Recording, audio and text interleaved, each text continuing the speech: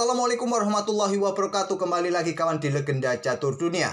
Dan masih dari video World Cup 2023 babak pertama. Babak pertama kemarin malam kawan, ada kejutan dari seorang International Master peserta termuda asal Turki kawan, yaitu Edis Gurel yang mengalahkan seorang Grandmaster asal Serbia, Velimir Ivic, dengan permainan yang sangat ciamik kombinasi-kombinasinya yang memanfaatkan langkah kesalahan dari Velimir Ivic kawan.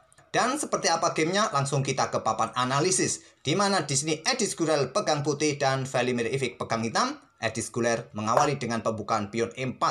Dibalas dengan pion E5, kuda F3, kuda C6, gajah B5, Ruy Lopez kawan. Pion A6, Morphy Defense, gajah mundur ke A4 setelah kuda F6, rokade. Dan biasanya pion B5, gajah E7 kawan. Tapi memilih permainan terbuka dari Ruy Lopez, Morphy Defense. Kuda ambil pion E4 dan pilihan utama pion D4 kawan. Kalau kalian memilih dengan benteng E1 terlebih dahulu, ini adalah pilihan nomor 2. Kelanjutannya bisa seperti ini kawan. Jalur utama dari benteng E1, kuda C5 ancam gajah, gajah bertukar pukul kuda C6 setelah diambil balik oleh pion D, bisa berlanjut kuda ambil pion E5 dan persiapan discover di sini kawan, yang biasa akan berlanjut gajah E7 dan selanjutnya ada pion D4. Kuda mundur ke E6 dan pion C3, perkuat posisi pion, rokade hitam. Itulah jalur dengan benteng E1 kawan. Tapi jalur utamanya adalah pion D4 dipilih oleh Edis Gurel. Dan biasanya di posisi ini pion B5 kawan dimainkan oleh hitam, pilihan utama. Tapi memilih dengan gajah E7. Jarang yang memainkan gajah E7, ini pilihan nomor 2. Tapi langkah utamanya adalah pion B5. Seperti ini jalurnya kawan. Setelah gajah mundur ke B3, diikuti dengan pion D5 untuk perkuat posisi kuda, blokade diagonal ini. Putih melanjutkan dengan pion D pukul pion E5, hitam melanjutkan pengembangan gajah terang E6 untuk perkuat posisi pion di sini, dan pion C3. Kontrol petak-petak gelap ini kawan, atau berikan ruang bagi reposisi gajah, karena pada diagonal ini sudah sulit untuk bermain kawan.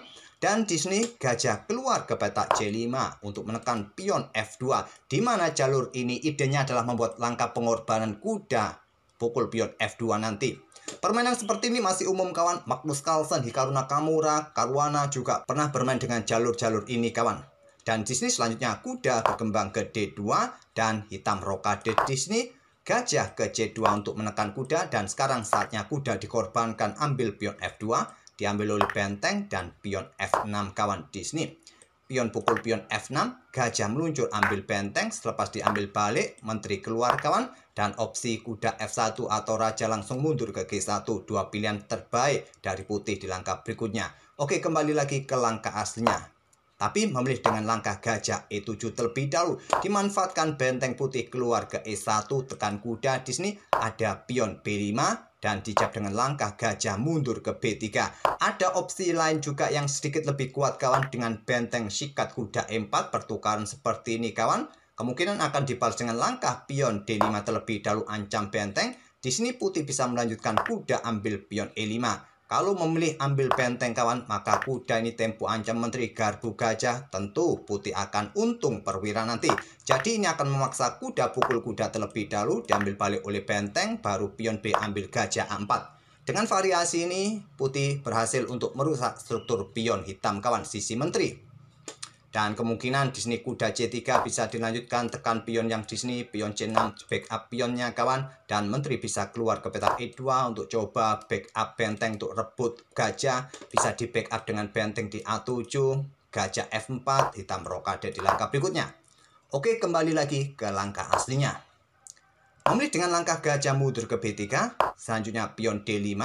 Perkuat posisi kudanya, blokade diagonal terang sama seperti tadi, cuma bedanya gajah ada di petak E7 kawan, dan di sini pion pukul pion. Gajah E6, pion C3 hampir sama, cuma yang menjadi pembeda adalah gajah berada di petak E7. Sekarang hitam rokade. Melanjutkan pengembangan kuda B ke D2, di sini kuda ke C5.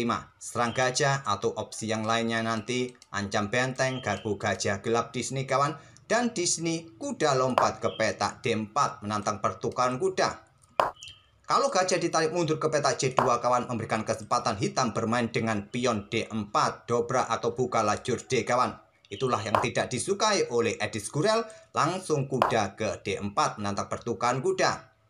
Diterima langsung kawan karena posisi kuda juga sedang mencoba mengancam gajah. Di sini atau pertukaran mungkin akan didahului oleh putih jika hitam menolaknya. Memilih langsung pertukaran kuda pukul kuda D4.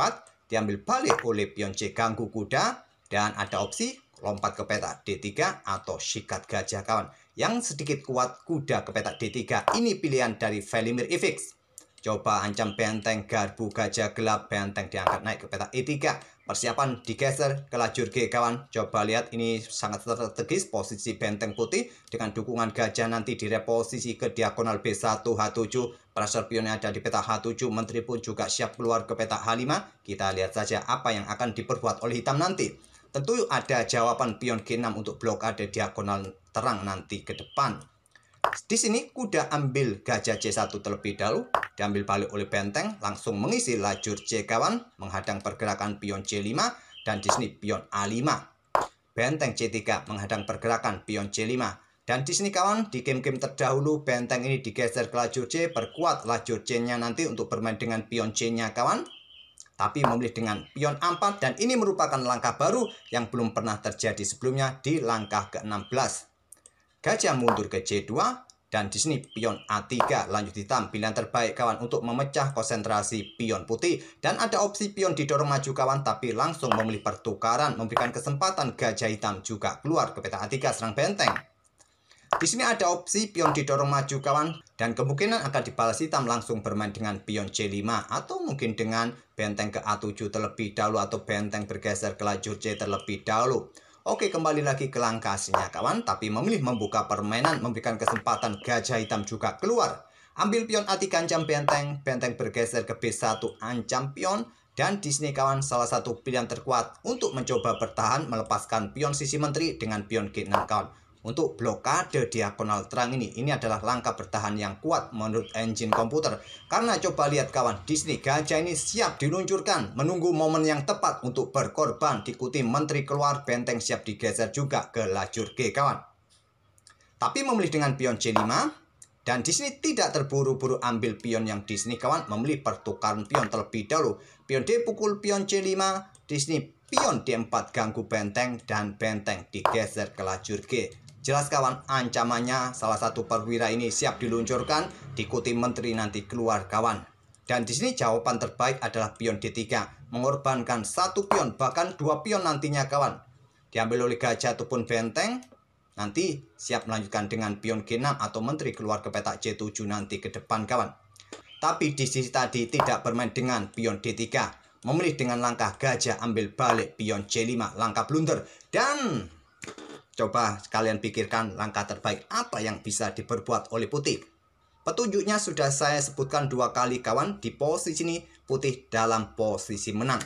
Silahkan pause video ini untuk beberapa detik, mungkin 5-10 detik kawan. Temukan kombinasi terbaik bagi putih untuk memanfaatkan kesalahan gajah C5 ini tadi.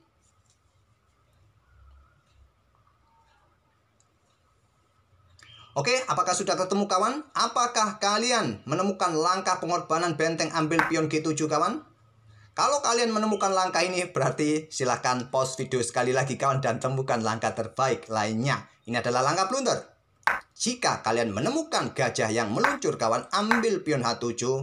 Saya rasa sebentar lagi kalian akan menjadi Grandmaster Indonesia kawan. Inilah pilihan terbaik kawan dari Edi Skuler, mengorbankan gajah untuk ambil pion H7. Apa sebutan atau istilah pengorbanan seperti ini kawan? Pengorbanan gajah seperti ini sebutannya adalah The Greek Gift kawan. Hadiah dari Yunani.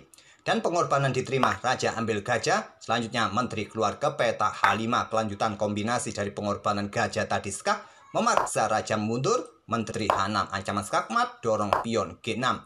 Dan di sini aktifkan kuda kawan, lompat ke sini, disikat oleh menteri, pion, dan skakmat. Oleh karena itu gajah mundur ke E7 untuk backup 2 petak gelap ini. Dan di sini kelanjutan kunci utama untuk melanjutkan kombinasi ancaman skakmat adalah benteng F3, langkah yang kuat untuk dukungan pionnya nanti bergerak ke sini didahului dengan kuda F6 kawan. Dan di sini pengorbanan dilakukan oleh hitam dengan gajah F5 langsung disikat oleh benteng. Tidak diambil oleh pion karena ada kuda skak memaksa gajah ambil kawan, diambil balik oleh pion. Ancaman skakmat memaksa menteri ambil jika tidak ingin terkena skakmat. Oke, kembali ke langkah aslinya kawan, dan benteng ini tidak langsung diambil, membeli dengan langkah benteng A6. Setelah benteng ditarik mundur, siap digeser ancaman skakmat 1 langkah kawan. Di sini hitam Vladimir Ivic menyerah di langkah ke-28. Kalau tidak ingin terkena skakmat kawan, bisa bergerak menteri ke peta D7 mengawal peta H3.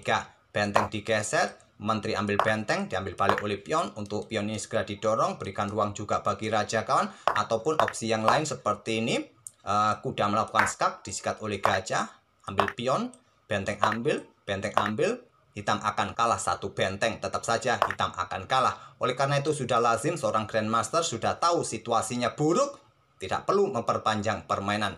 Dan coba lihat kontrol waktu dari kedua pemain di akhir permainan ini kawan. Gurel hanya membutuhkan 30 menit saja sampai 28 langkah. Sedangkan Vladimir Ivic menghabiskan 81 menit dari 28 langkah yang dia buat. Sangat jomplang juga posisi kontrol waktu kawan. Oke, itulah kawan permainan dari peserta termuda asal Turki, seorang international master yang masih berusia 14 tahun. Mengobrak-abrik pertahanan seorang Grandmaster asal Serbia, Vladimir Ivic. Semoga permainan dari kedua pemain bisa menghibur kalian. Dan ide-ide di pembukaannya kawan, terutama dalam jalur terbuka permainan Ruy Lopez, Morphy Defense, jalur terbuka, kalian pilih dengan langkah pion B5 terlebih dahulu. Setelah pion D5 ini kawan, pion B5 sebaiknya kalian mainkan ketimbang gajah E7. Oke, itulah kawan ide di pembukaan Ruy Lopez terbuka. Semoga jadi bahan referensi kalian dan kita akan bertemu di video-video berikutnya. Terima kasih. Wassalamualaikum warahmatullahi wabarakatuh.